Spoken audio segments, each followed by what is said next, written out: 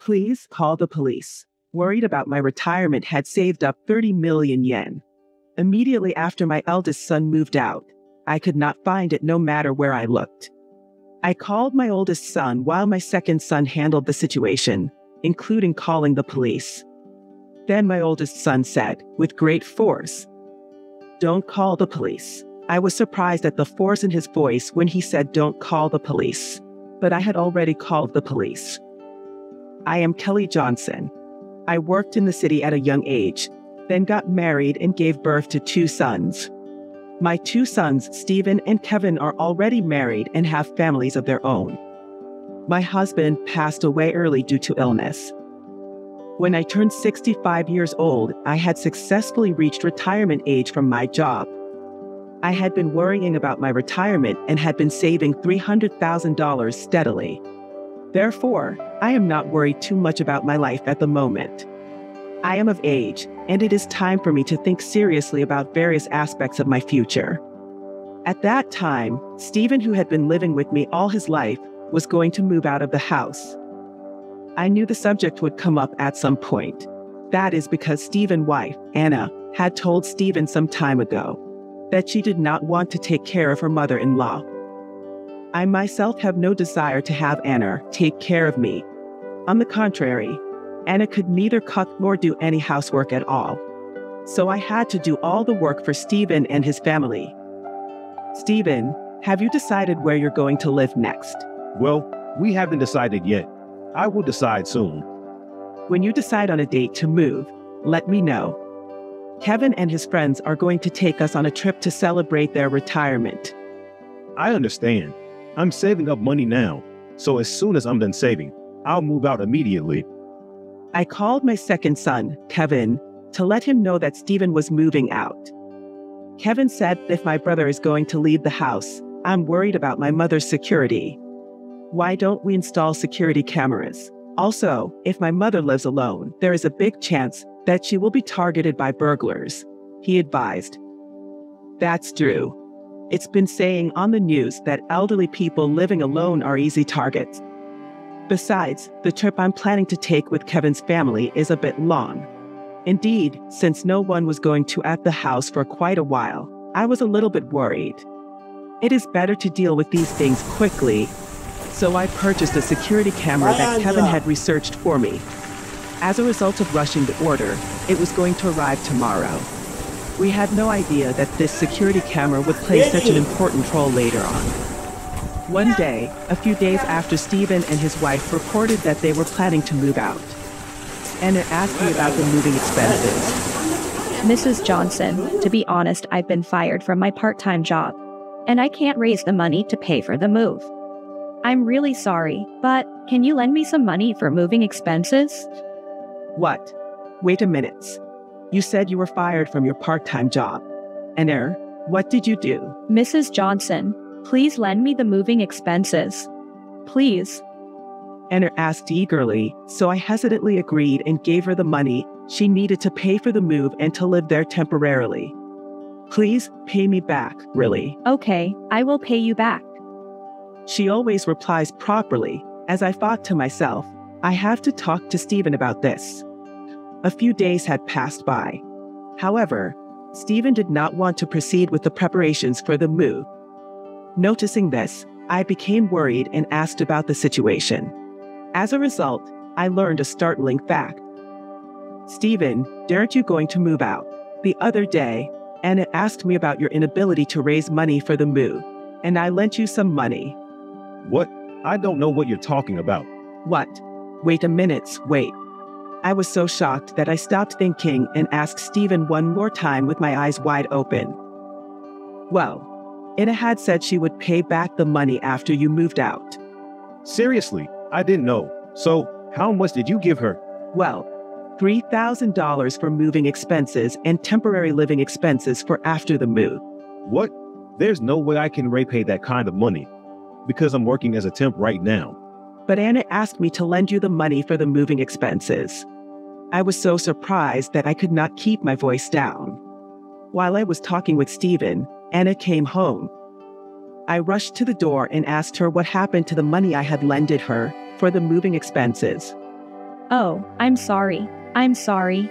I spend about $3,000. You have money, so it's fine. No, it's fine. What on earth did you spend $3,000 on? A branded bag and some new clothes were cute, so bought them. But I can't repay the money until I find a new part-time job. I'll pay it back little by little after I find a new part-time job. Don't worry. Well, I could not help but be appalled by Anna's statement. You know, I am already retired. If you don't return the money without fail, I will be in real trouble. Do you understand? Shut up. Okay.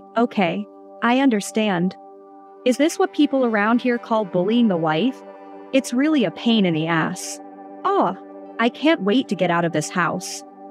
Anna is self-centered and says only what is convenient. I seriously regretted lending money to such a child, no matter how much she was Steve's wife. Today, my second son Kevin and his family were scheduled to come to the house. Kevin's wife, Ellie, is a very hard worker. Today, she would be taking advantage of her paid time off to come over with her 1-year-old grandson. They were going to take her on a trip soon as a retirement gift, and we were going to set a date and other details. Stephen had not yet come home from work, so it was just me and Anna at home. Kevin and his family are coming to visit my family today, so why don't you help out too, Anna? I'm going to do it too. I just got new nails done, so I can't cook or anything. Okay, you can set the table and do the shopping, right? Kevin and his family will be here around noon. Please help. I mean, you cares more for Kevin than for Steven, don't you? That's not true. I haven't seen Kevin and the others in a while, and he's coming home, so I want him to relax. Even after explaining this, Anna seems not to get it and looks dissatisfied. I have never rated my sons as good or bad. Stephen and I probably get more benefits than Kevin on a regular basis because we live together. Then, I haven't seen Kevin in a long time. Some favoritism is inevitable. Anna's personality is somewhat difficult, but she has never compared herself to Ellie. However, Anna hates Ellie and is always poking at her in some way. When Kevin and his family arrive, Anna looks at Ellie in a way that is almost rude. You're still dressed as plainly as ever. If you're going home to your parents for the first time in a while, why don't you take a little more care? You're going to be seeing your mother-in-law. Anna would never think of doing such a thing. But this time, she asked as if she was standing up for me, which was actually a bad thing. Don't worry about that. She's just in a bad mood. My follow-up might make things worse. Ellie was looking down apologetically. Anna always abuses Ellie in this way.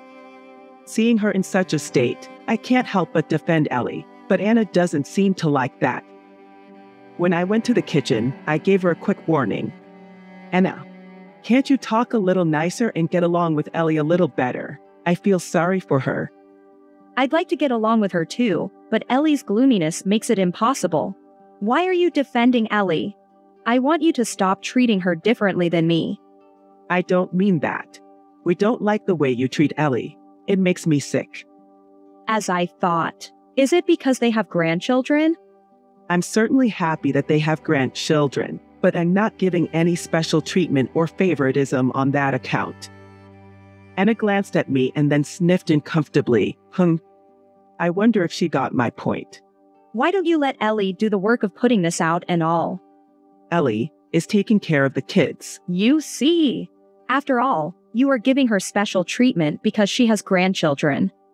Anna became grumpy saying that, and without helping at all. She brought out some alcohol and started drinking. Resisting the urge to say, "You're not a child," I left Anna alone and let her do as she pleased. After a while, I heard Anna and Kevin and the others arguing. I hurried over to them and found Anna reaching out to pull Ellie's hair in her drunken state. Kevin was trying to intervene and stop her. Anna, what are you doing? Ellie is pissing me off. What? You have a child, so you're making fun of me, aren't you? Then apologetic Ellie apologizes to Anna. I'm sorry, I didn't realize it bothered you so much. You must not feel happy about me showing pictures of my daughter, Catherine. Ellie, there is no need to apologize. Anna suddenly got angry and tried to grab you. After listening to each other's stories, it seems that Anna started the whole thing by making a fuss with Ellie and Kevin. Anna, who was drunk, made a complaint to Ellie that she didn't understand. Ellie, however, was unable to catch up with her understanding of what was being said. And when she remained silent, the story goes, Anna became enraged. What? It's not my fault. I'm glad we decided to move. What a relief. Ellie and Mother really pissed me off. Anna yelled at them and started hitting and throwing the plates and glasses that were closed. Kevin frantically restrained Anna, and I quickly moved Ellie and my grandson Catherine away from Anna to a safe place. Just then Stephen came home and was stunned to see the devastation in his house. Stephen hadn't been home in a while, and I had no idea it would be in such a dismal state. Once there, Stephen took care of Anna and managed to get the situation under control. When I looked at Ellie as she was cleaning up the room, which was cluttered with dishes and other things that Anna had thrown, she looked apologetic. There was a bit of a struggle and things got a bit sloppy, but they managed to safely decide on a travel itinerary and other details. Kevin and the others were smiling when they left, so I was feeling a bit relieved when Stephen asked me to come into the living room for a minute. By the way, Anna was drunk and asleep in bed. About me moving out, we decided to do it a little earlier. We'll be leaving on weekend. What? You mean this weekend? Is the money okay? Have you decided on a house? Anna said she's going to take care of it. I'm sorry, but I'd like you and Kevin to help me out to save a little money for the move. Is that all right? I don't mind. Kevin left a while ago, and I'll have to call him. That's the thing. Could you please contact him for me? After what happened earlier, it's difficult for me to call and ask a favor. You're right. I understand. I'll contact him. Without hesitation, I immediately gave my consent. Anna would be more or less at ease once she was away from this house. I thought that perhaps Anna was feeling some strange pressure from living with me.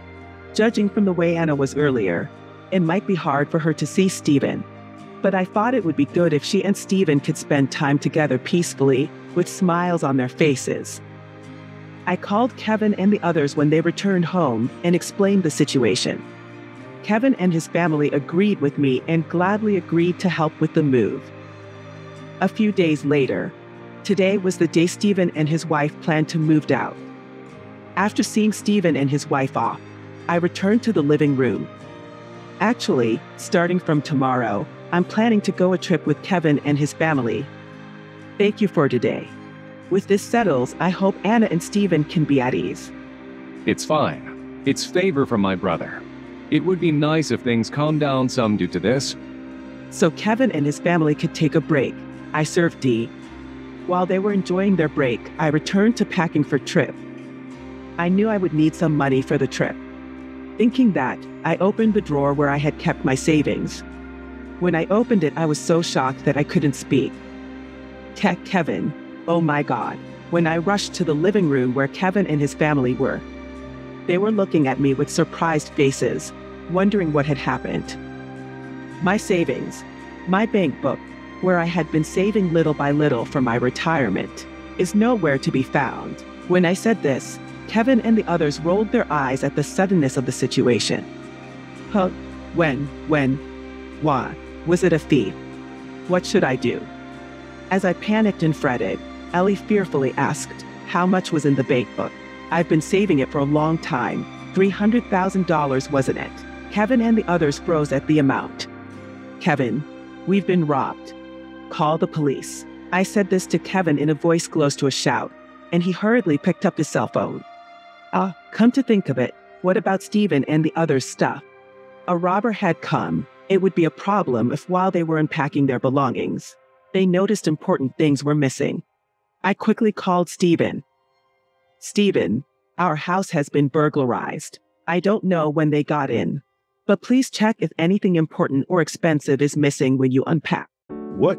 What do you mean? Mom, calm down. Can you explain it to me so I can understand? I can't find my bank book anywhere. There was $300,000 in it. It's no longer in the place where I had stored it. Stephen asked fearfully after a short silence, as if confirming something. $300,000. Are you sure about that amount? I'm sure. I've been saving that money for my retirement little by little, ever since your father died. I'm even contacting the police right now.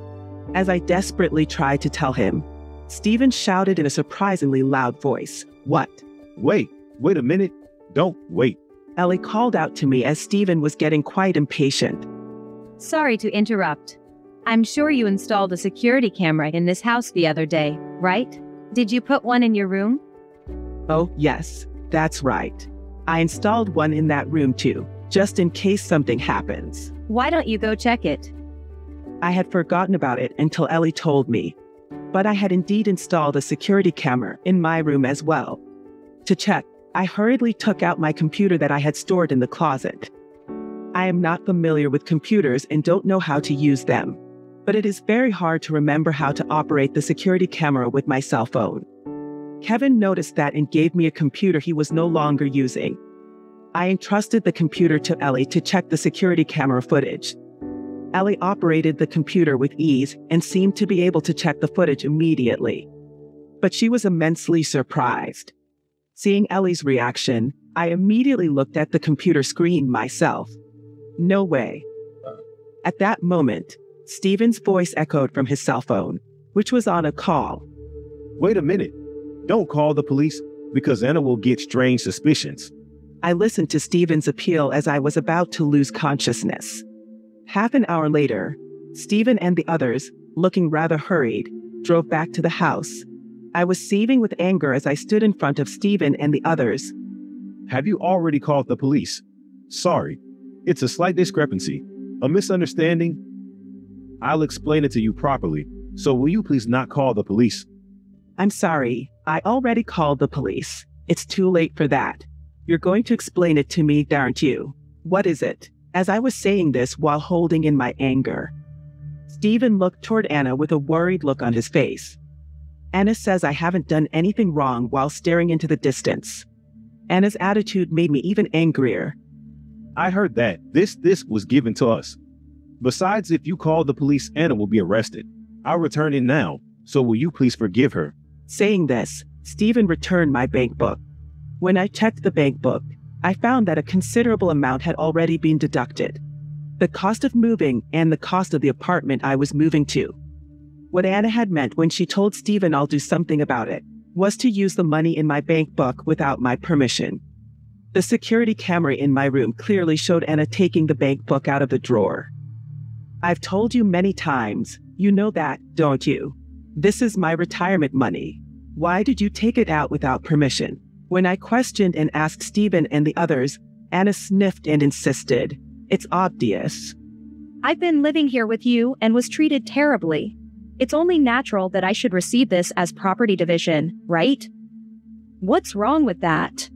What do you mean by treated terribly? I've never done anything like that.